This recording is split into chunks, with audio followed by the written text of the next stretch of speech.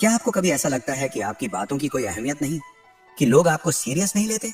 अगर हाँ, तो ये वीडियो खास तौर पर आपके लिए है। आज हम बात करेंगे उन 8 जरूरी नीतियों के बारे में जो हर उस इंसान को अपनानी चाहिए जो अपनी जिंदगी के कठिन दौर से गुजर रहा है। ये नीतियां न सिर्फ आपकी सोच को नया दिशा देंगी, बल्कि आपको वो ताकत भी देंगी जिससे आप न केवल अपनी मुश्किलों को पार कर पाएंगे, बल्कि अपने आलोचकों और दुश्मनों को भी पीछे छोड़ देंगे। जब लोग आपको गिरते हुए देखना चाहते हैं, तो उन्हें यह दिखा दो कि आपकी ताकत उनकी सोच से कहीं ज्यादा है। जीवन के सबसे कठिन पल वही होते हैं जब आप खुद को अकेला और टूटा हुआ महसूस करते हैं, जब हर कोई आपको नाकामयाब देखना चाहता है और आपकी सबसे मेहनत भरी कोशिशों को नजरअंदाज कर देता है, जब आपका दर्द किसी को मायने नहीं रखता और हर कदम पर आपके हौसले पर सवाल उठाए जाते हैं। अगर आप आज किसी कठिन दौर से गुजर रहे हैं या अपनी पुरानी आदतों से बाहर निकलने की कोशिश कर रहे हैं, तो ये नीतियां आपके लिए एक नई शुरुआत हो सकती हैं। ये नीतियां आपको वो दिशा दिखा सकती हैं जो आपके जीवन को पूरी तरह बदल कर रख दे। याद रखिए, ये लोग आपको कमजोर समझते हैं क्योंकि उन्हें आपकी असली ताकत का एहसास नहीं है। अगर आपकी सोच सही है और आप खुद पर विश्वास रखते हैं, तो कोई भी मुश्किल या बुरा वक्त आपको तोड़ नहीं सकता। तो चलिए अब शुरू करते हैं। नंबर 1, अपनी कमजोरी किसी को मत दिखाओ। जिंदगी में हर इंसान के भीतर कुछ ना कुछ कमजोरियां होती हैं। ये एक सामान्य और स्वाभाविक बात है, लेकिन हर किसी के सामने उन कमजोरियों को जाहिर कर देना हमेशा सही नहीं होता। अक्सर हम ये सोचकर अपनी परेशानियों और भावनाओं को दूसरों से साझा करते हैं कि वे हमारी मदद करेंगे या समझ पाएंगे, पर सच्चाई ये है कि दुनिया में हर कोई हमारे लिए सहानुभूति नहीं रखता। कुछ लोग सिर्फ सुनते हैं लेकिन दिल से साथ नहीं देते, जबकि कई ऐसे भी होते हैं जो हमारी कमजोरी को एक अवसर की तरह देखते हैं और उसका फायदा उठाने की कोशिश करते हैं। इसीलिए यह समझदारी होती है कि हम अपनी कमजोरियों को अपने तक सीमित रखें और सोच समझकर ही किसी से साझा करें। इस दुनिया में ब्रॉडली 2 तरह के लोग होते हैं। पहले वे जो अपने फायदे के लिए दूसरों की स्थितियों का इस्तेमाल करना जानते हैं, और दूसरे वे जो अपनी भावनाओं में बहकर खुद को कमजोर स्थिति में ले जाते हैं। जब आप अपनी कमजोरी खुले तौर पर दिखाते हैं, तो कुछ लोग सहानुभूति जताते हैं, लेकिन कई बार यह केवल एक दिखावा होता है। ऐसे लोग आपकी हालत को समझने की जगह उसमें अपनी सुविधा ढूंढते हैं। इसलिए खुद को एक मजबूत इंसान की तरह पेश करना जरूरी है, ताकि लोग आपको हल्के में ना लें और ना ही आपके साथ किसी तरह का गलत व्यवहार कर सकें। इस संदर्भ में चाणक्य की नीतियां आज भी अत्यंत प्रासंगिक हैं। चाणक्य कहते थे कि एक राजा या किसी भी नेतृत्व करने वाले व्यक्ति को अपनी कमजोरियों को दूसरों के सामने प्रकट नहीं करना चाहिए। ऐसा करना शत्रु के लिए एक खुला निमंत्रण होता है कि वह आपके खिलाफ रणनीति बना सके। चाणक्य के अनुसार अगर कोई व्यक्ति अपनी कमजोरियों को छिपाकर आत्मबल के साथ निर्णय लेता है, तो वह न सिर्फ कठिन समय से उबर पाता है, बल्कि अपने शत्रुओं को भी मात दे सकता है।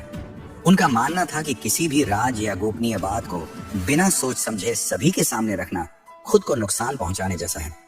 भरोसा करना जरूरी है, लेकिन सभी पर नहीं। यह भी चाणक्य की नीति का एक मूल सिद्धांत है।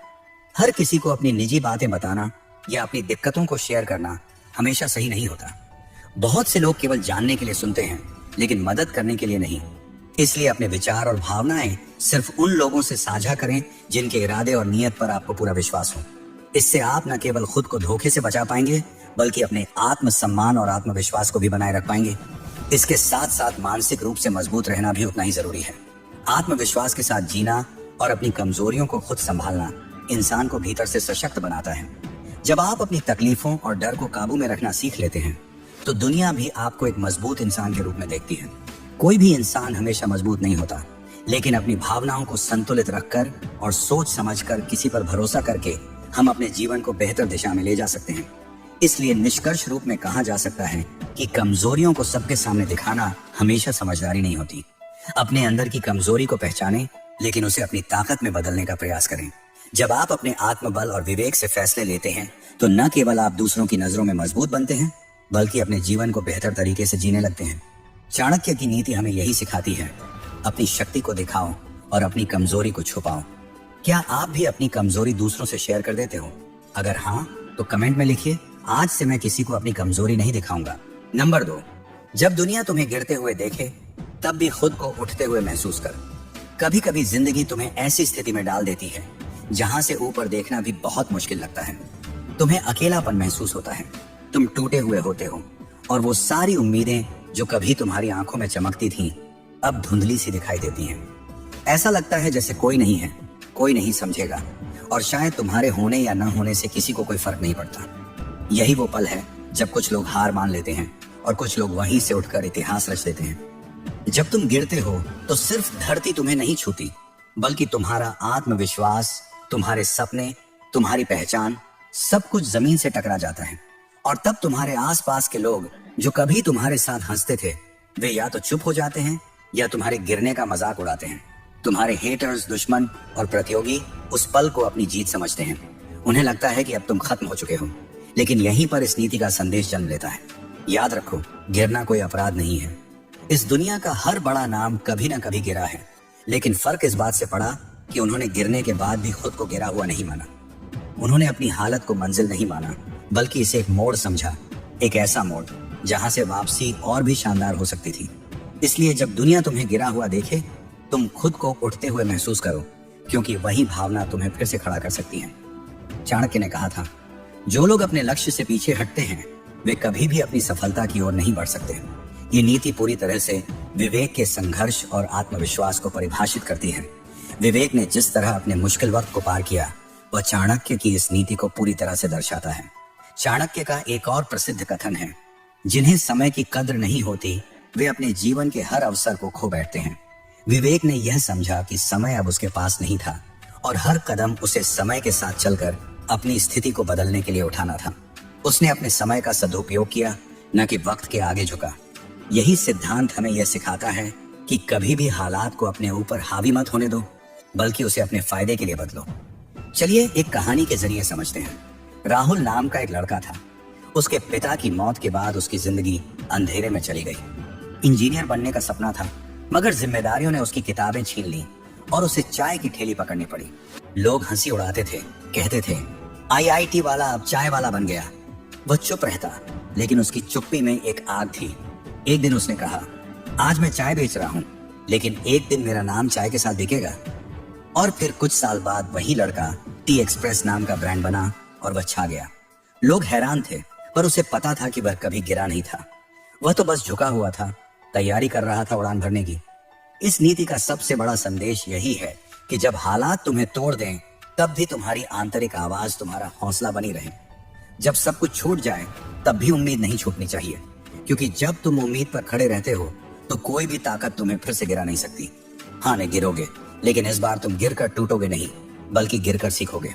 तुम्हारे हेटर्स तब सबसे ज्यादा डरते हैं जब तुम गिरकर भी मुस्कुराते हो, क्योंकि उन्हें यह समझ आता है कि मुस्कुराता हुआ इंसान वापस जरूर आएगा और वह पहले से भी ज्यादा ताकत से वापस आएगा। और जब वह वापस आता है तो वह सिर्फ अपनी हार नहीं बदलता, वह दूसरों की सोच भी बदल देता है। इसलिए जब लोग तुम्हारे गिरने पर ताली बजाएं, तुम उस तालियों की गूंज को अपनी आंतरिक प्रेरणा बना लो। खुद से कहो, ये सब इसलिए हो रहा है ताकि मैं कुछ बड़ा कर सकूं, ताकि मैं उन्हें दिखा सकूं कि मेरा वजूद सिर्फ किस्मत से नहीं, हिम्मत से बना है। इस नीति को अपनी जिंदगी में उतारने के लिए तुम्हें 3 चीजें करनी होंगी। खुद को दोष देना बंद करो। जो हुआ उसमें हो सकता है तुम्हारी कोई गलती नहीं थी, लेकिन अगर तुम वहीं रुके रहे तो अगली गलती तुम्हारी होगी। हर दिन एक छोटा कदम उठाओ, चाहे वह किताब पढ़ना हो, नई स्किल सीखना हो या खुद से ईमानदारी से बात करना हो।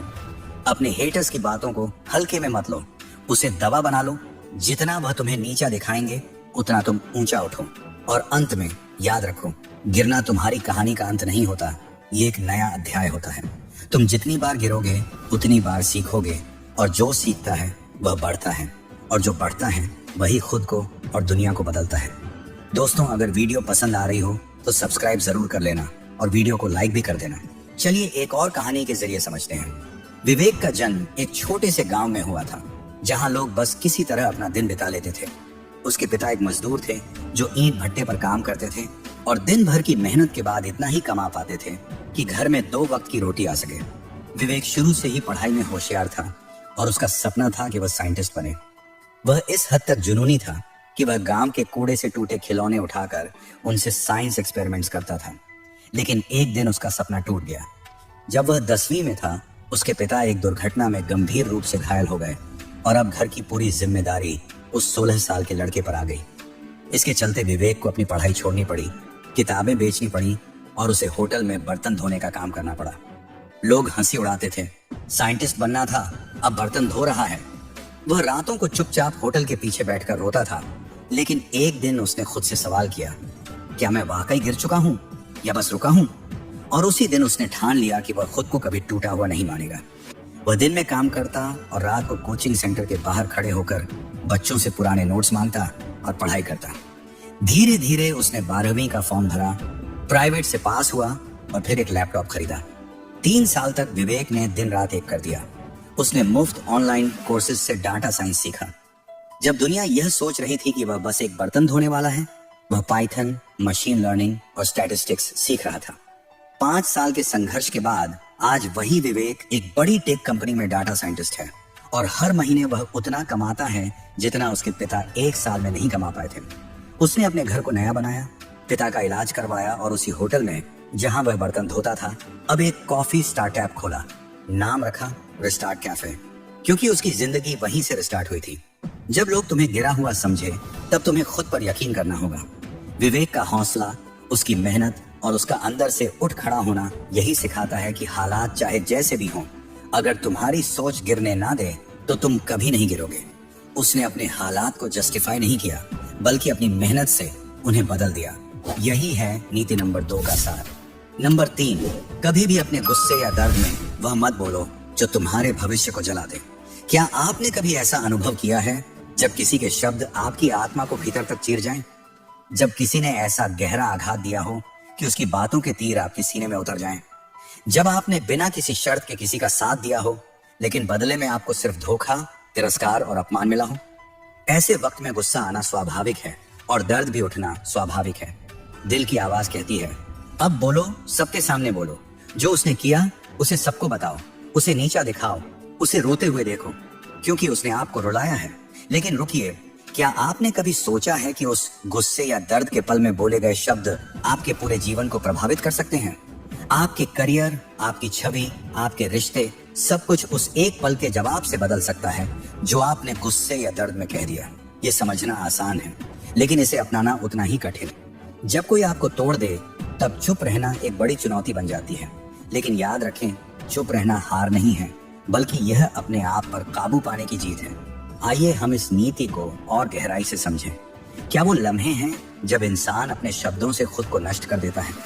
हम सीखेंगे कि उन पलों से कैसे बचें और यह भी जानेंगे कि चुप्पी कभी सबसे ताकतवर जवाब बन सकती है। चाणक्य, जिन्हें आचार्य विष्णुगुप्त के नाम से भी जाना जाता है, भारतीय इतिहास के सबसे महान कूटनीतिज्ञ और शिक्षक थे। उन्होंने हमें कई कड़े जीवन सिद्धांत दिए हैं और उनका एक प्रसिद्ध कथन है, जिसने अपने क्रोध को काबू किया वही सबसे बड़ा योद्धा है। चाणक्य हमेशा कहते थे कि हमें कभी भी गुस्से में आकर कोई काम नहीं करना चाहिए, क्योंकि गुस्सा हमारी बुद्धि को अंधा कर देता है और हमें सही निर्णय लेने से रोकता है। चाणक्य के अनुसार गुस्से में व्यक्ति अपना बुद्धिमत्ता खो देता है और उस समय उसे कहे गए शब्द उसके जीवन के लिए अत्यधिक हानिकारक साबित हो सकते हैं। यही कारण है कि चाणक्य हमेशा गुस्से पर नियंत्रण रखने की सलाह देते थे। उनका मानना था कि जब कोई व्यक्ति गुस्से में होता है तो वह दूसरों को क्षति पहुंचाने के बजाय अपने ही भविष्य को खतरे में डालता है। हम सभी के भीतर एक भावनाओं का समंदर है, दर्द, अपमान, गुस्सा, जलन, अकेलापन। कभी कोई दोस्त धोखा दे जाता है, कभी भाई ही दुश्मन बन जाता है, कभी प्यार में धोखा मिलता है तो कभी किसी और ने हमारी मेहनत पर कब्जा कर लिया। ऐसे समय में दिल में तूफान उठता है और मन करता है, अब मैं उसे दिखा दूंगा, उसे खत्म कर दूंगा। लेकिन यही हम सबसे बड़ी गलती कर बैठते हैं। हम उस दर्द में वो बोल देते हैं जो हमारे जीवन को ही तबाह कर देता है। गुस्से में बोले गए शब्द तलवार से भी ज्यादा गहरे जख्म देते हैं। तलवार का घाव भर सकता है, लेकिन शब्दों का जहर एक जिंदगी भर आपको सता सकता है। और सबसे बड़ा खतरा यह है कि यह जहर दूसरों से ज्यादा खुद हमें खोखला करता है। चाणक्य का उदाहरण, चाणक्य का जीवन भी गुस्से और धोखे के कई उदाहरणों से भरा पड़ा है।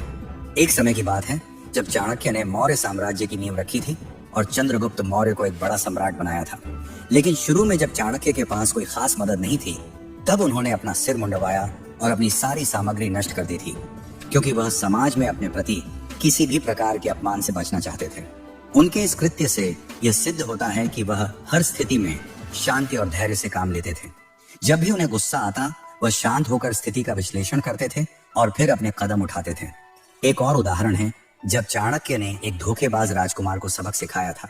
उस राजकुमार ने चाणक्य से धोखा किया था, लेकिन चाणक्य ने उस राजकुमार के खिलाफ कोई भी अपमानजनक शब्द नहीं बोले। इसके बजाय उन्होंने अपनी बुद्धिमानी से उस राजकुमार को पूरी तरह से नष्ट कर दिया। चाणक्य की यह नीति थी, गुस्से में कुछ भी नहीं करना चाहिए और न ही शब्दों का प्रयोग करना चाहिए।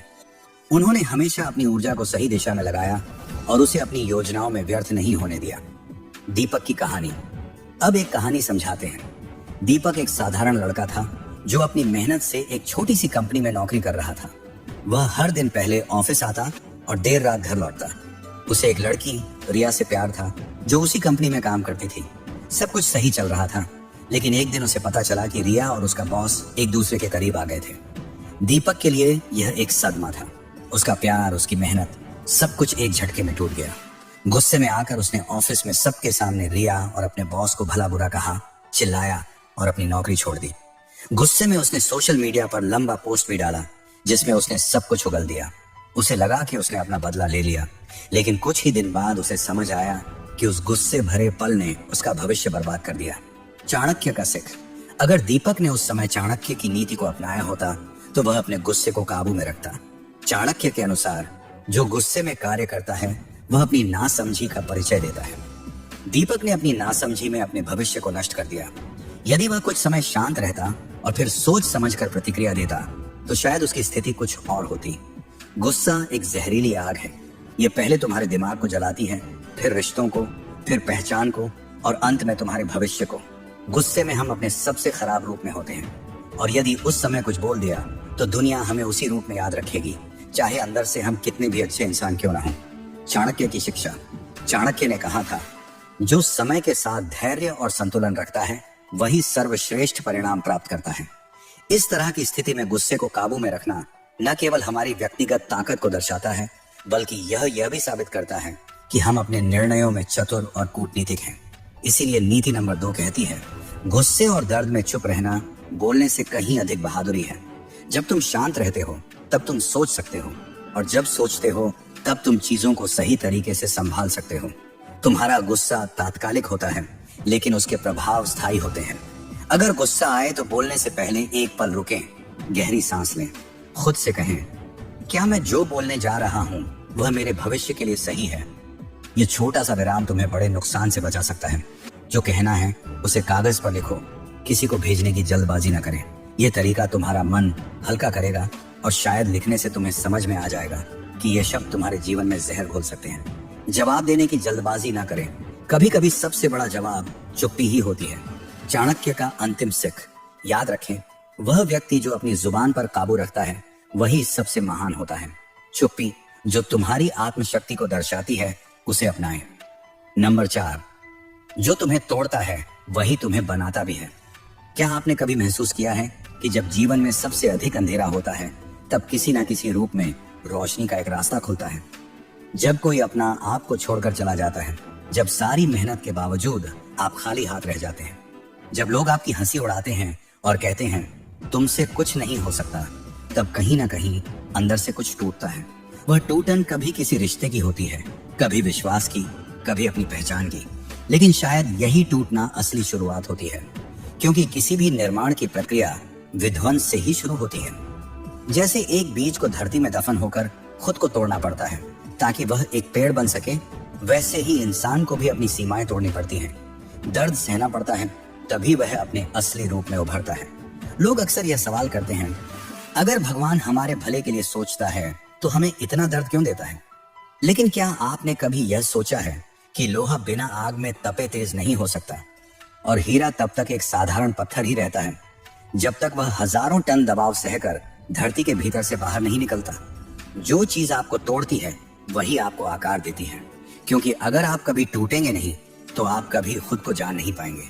हर बार जब आप गिरते हैं, हर बार जब आप हारते हैं, तब असल में आपकी आत्मा और भी मजबूत होती है, और तब आपको यह समझ में आता है कि आपके भीतर कितनी ताकत छिपी हुई है। कभी कभी तकलीफें इसलिए आती हैं ताकि आप अपने आसपास के नकली लोगों को पहचान सकें, और सबसे बड़ी बात, खुद को पहचान सकें। चाणक्य का उदाहरण। चाणक्य ने हमेशा यह सिखाया कि विपत्ति में ही असली शक्ति छिपी होती है। उन्होंने कहा था कि जो आपके संघर्ष को महसूस कर सकता है वही सच्चा समर्थक है। चाणक्य ने भी बहुत कठिनाइयों का सामना किया था, लेकिन उन संघर्षों के कारण ही उन्होंने भारत में मौर्य साम्राज्य की नींव रखी। उनका मानना था कि जो आपको तोड़ता है वही आपको मजबूती से खड़ा करता है। मुकुल की कहानी। मुकुल एक साधारण लड़का था, लेकिन उसकी आंखों में सपने थे। कॉलेज में सिया से उसका प्यार हुआ। उसने सिया को अपनी जिंदगी का सबसे बड़ा हिस्सा बना लिया। उसने अपने करियर, दोस्तों और खुद के सपनों को पीछे छोड़कर सिर्फ सिया को प्राथमिकता दी। लेकिन जब मुकुल की नौकरी गई और आर्थिक तंगी आई, तो सिया ने कहा कि उसे इस रिश्ते से घुटन हो रही है और वह उसे छोड़कर चली गई। यह मुकुल के लिए एक आंधी की तरह था। वह टूट गया, अकेलापन उसे अंदर से खा रहा था। लेकिन एक दिन उसने खुद से सवाल किया, क्या किसी के जाने से मैं इतना कमजोर हो गया हूं कि अब खुद को संभाल भी नहीं सकता?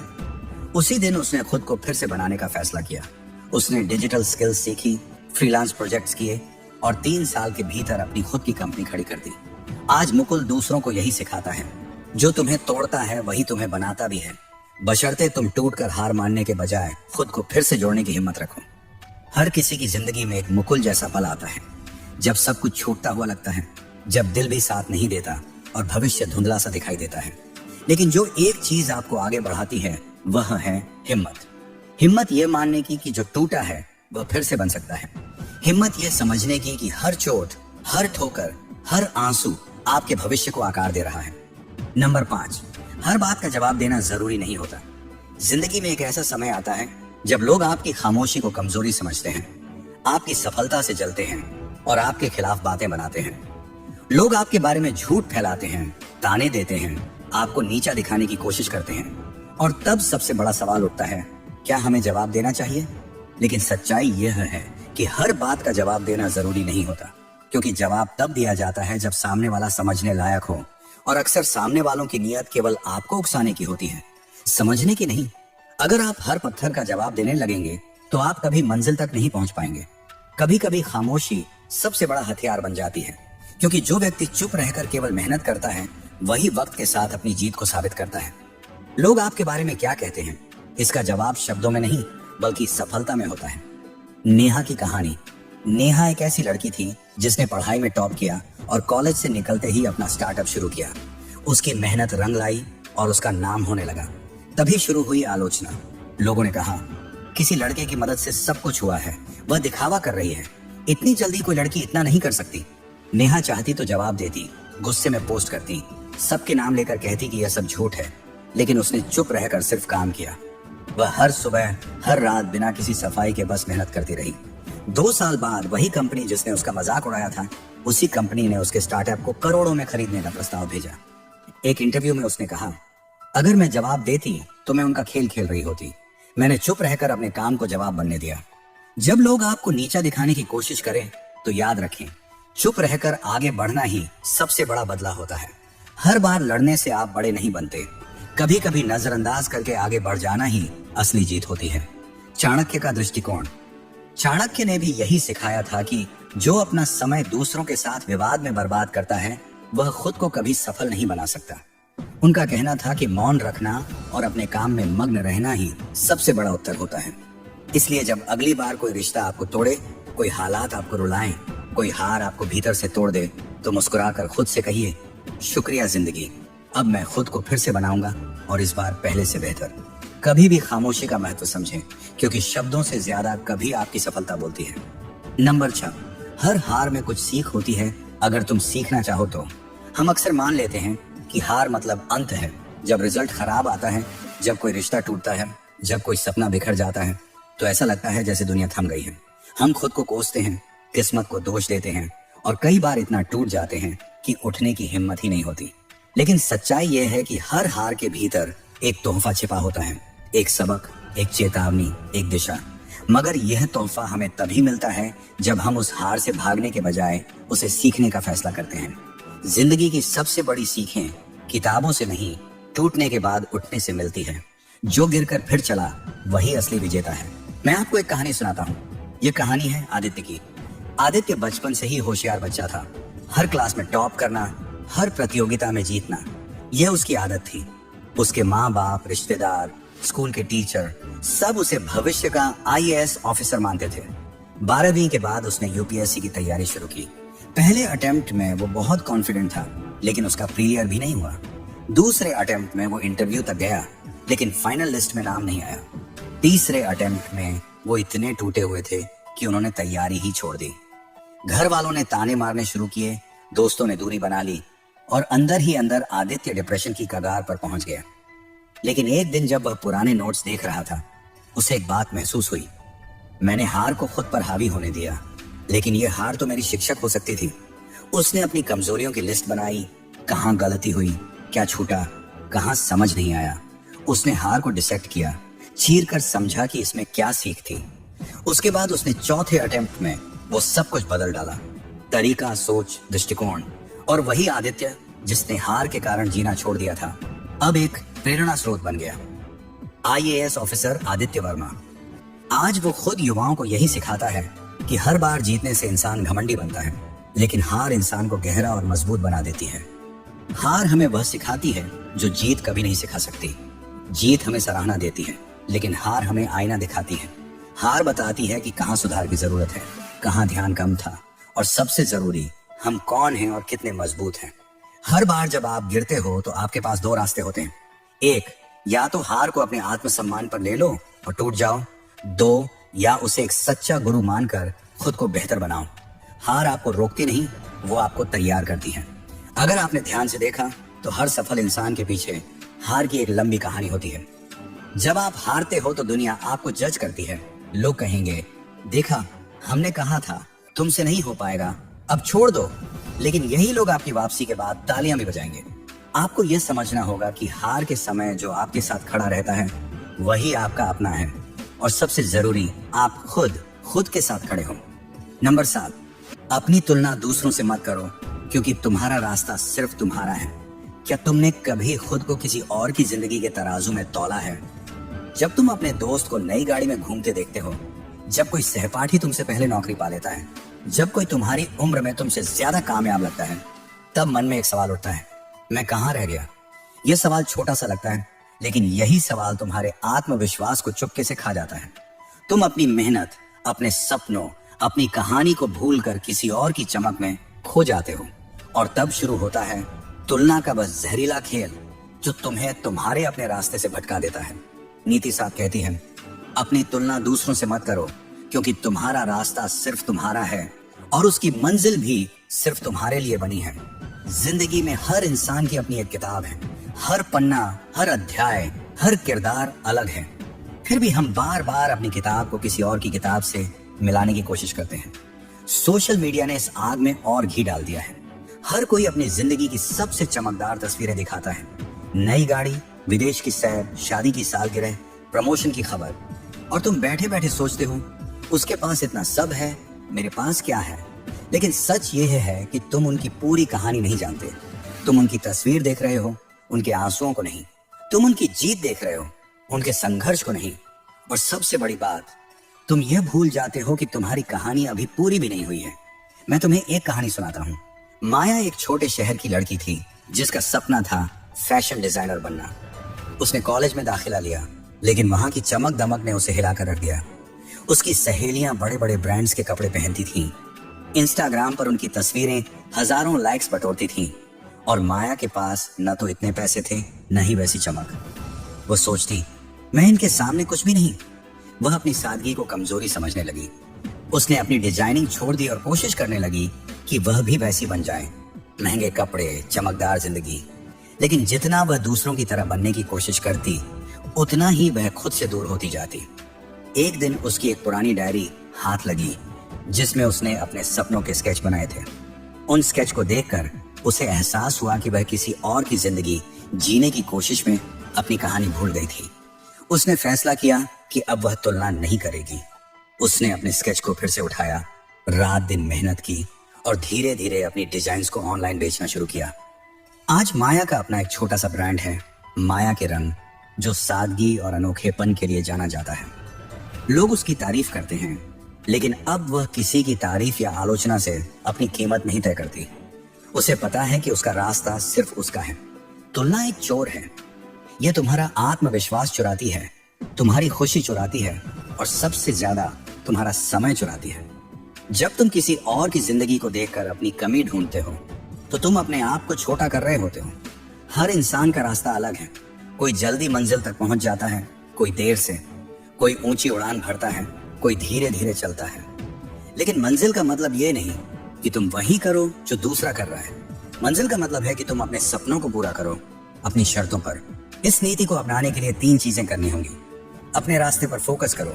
हर बार जब तुम किसी और की जिंदगी को देखकर उदास हो, अपने सपनों की लिस्ट बनाओ। ये तुम्हें याद दिलाएगा कि तुम्हारा लक्ष्य क्या है। सोशल मीडिया से ब्रेक लो। हर चमकती तस्वीर सच नहीं होती। अपनी मानसिक शांति के लिए कुछ देर के लिए स्क्रॉल करना बंद करो। अपनी छोटी जीत को सेलिब्रेट करो, भले ही वह कितनी छोटी क्यों ना हो। हर कदम तुम्हें तुम्हारी मंजिल के करीब ले जा रहा है। याद रखो, तुम्हारी जिंदगी एक रेस नहीं है जहां तुम्हें किसी को पछाड़ना है। ये एक सफर है जहां तुम्हें खुद को खोजना है। जब तुम तुलना करना छोड़ दोगे, तब तुम्हें एहसास होगा कि तुम पहले से ही कितने खास हो। तुम्हारी कहानी, तुम्हारा संघर्ष, तुम्हारी जीत, यह सब सिर्फ तुम्हारे लिए लिखा गया है। दुनिया में कोई दूसरा तुम नहीं बन सकता और तुम्हें किसी और बनने की जरूरत भी नहीं है। इसलिए अगली बार जब मन में ख्याल आए कि वो मुझसे आगे है, तो खुद से कहो, मैं किसी और की कहानी नहीं जी रहा, मैं अपनी कहानी लिख रहा हूँ। और वह कहानी इतनी खूबसूरत होगी कि एक दिन लोग उसे पढ़कर प्रेरित होंगे। यही है नीति 7 का साथ। अपनी तुलना दूसरों से मत करो, क्योंकि तुम्हारा रास्ता सिर्फ तुम्हारा है और उसकी चमक सिर्फ तुम्हारे लिए बनी है। नंबर 8, खुद की इज्जत कर, वरना दुनिया तुझे रद्द कर देगी। कुछ लोग सोचते हैं कि अगर वे अच्छे बनकर रहेंगे, विनम्र रहेंगे, दूसरों की हर बात सुनेंगे, तो शायद दुनिया उनकी इज्जत करेगी। लेकिन सच ये है कि इस दुनिया में आपकी इज्जत वहां से शुरू होती है जहां आप खुद को देखना शुरू करते हैं। अगर आपने खुद को हल्का समझा, तो दुनिया आपको नजरअंदाज करना शुरू कर देगी। अगर आपने खुद को कम आंका, तो लोग आपको पैरों के नीचे रखने में वक्त नहीं लगाएंगे। ये दुनिया मुस्कुराने वाले चेहरे की नहीं, खड़े रहने वाले कंधों की इज्जत करती है। अगर आप खुद अपनी अहमियत नहीं समझेंगे, तो कोई और क्यों समझेगा। लोग वहीं झुकते हैं जहां उन्हें ताकत दिखाई देती है। आप कितने अच्छे हैं, आपने दूसरों के लिए क्या क्या किया है, इसका कोई हिसाब नहीं रखा जाता। लोग वो देखते हैं जो आप खुद को दिखाते हैं। अगर आप खुद को एक साइड कैरेक्टर की तरह पेश करेंगे, तो वो आपको कभी लीड बनाने नहीं देंगे। आपने कभी गौर किया होगा, जब आप बार बार माफी मांगते हैं बिना गलती के, जब आप हर बार खुद को दूसरों से कम साबित करते हैं, जब आप अपने फैसलों पर टिकते नहीं, तब लोग आपको सीरियस लेना ही छोड़ देते हैं। फिर आप बस एक विकल्प बनकर रह जाते हैं। लोग आपके पास तब आते हैं जब उन्हें जरूरत होती है और फिर छोड़कर चले जाते हैं। यही समाज का नियम है। जो खुद को मजबूत नहीं दिखाता, उसे मजबूत माना ही नहीं जाता। एक कहानी है राघव की, एक मिडिल क्लास लड़का जिसे हमेशा यही सिखाया गया था कि दूसरों की सुनो, विनम्र रहो, सबकी इज्जत करो। लेकिन उसने कभी ये नहीं सीखा कि खुद की इज्जत कैसे करनी है। कॉलेज में वो सबसे होशियार था, लेकिन क्लास में सबसे कम सुना जाता था। लोग उसका आइडिया चुराते थे और क्रेडिट किसी और को चला जाता था। इंटरव्यू में वो सबसे अच्छे जवाब देता था, लेकिन नौकरी उसी को मिलती थी जो खुद को कॉन्फिडेंस से पेश करता था। राघव समझ नहीं पा रहा था कि ऐसा क्यों हो रहा है। फिर एक दिन एक मेंटर ने उससे कहा, तू खुद को 1 रुपए का सिक्का समझता है और तू सोचता है दुनिया तुझे 100 का नोट मानेगी। पहले अपनी वैल्यू खुद तय कर, फिर दुनिया तुझे कदर देना सीखेगी। उस दिन के बाद राघव ने अपने सोचने का तरीका बदला।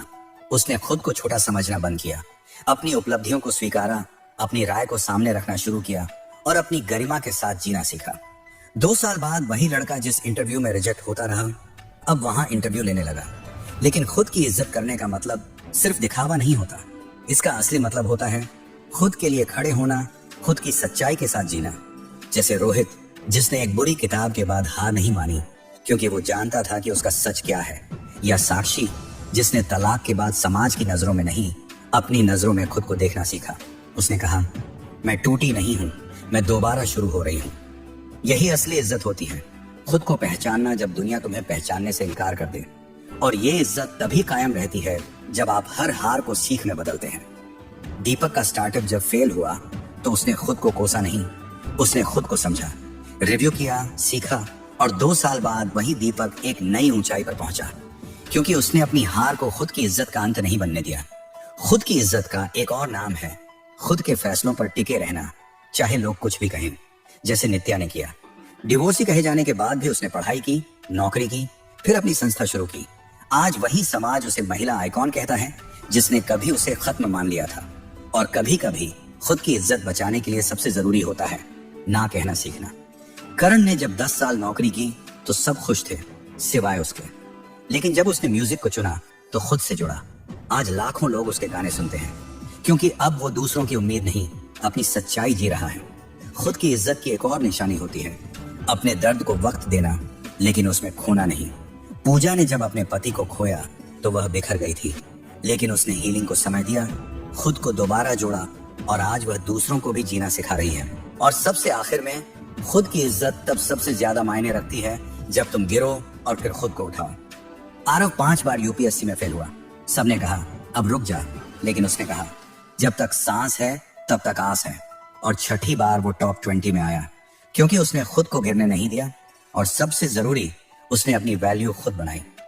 इस नीति को जीवन में उतारने के लिए 3 बातें हमेशा याद रखो। अपने बारे में छोटा सोचना बंद करो। जो तुम हो वही काफी है, अगर तुम खुद को पूरी तरह स्वीकार सको।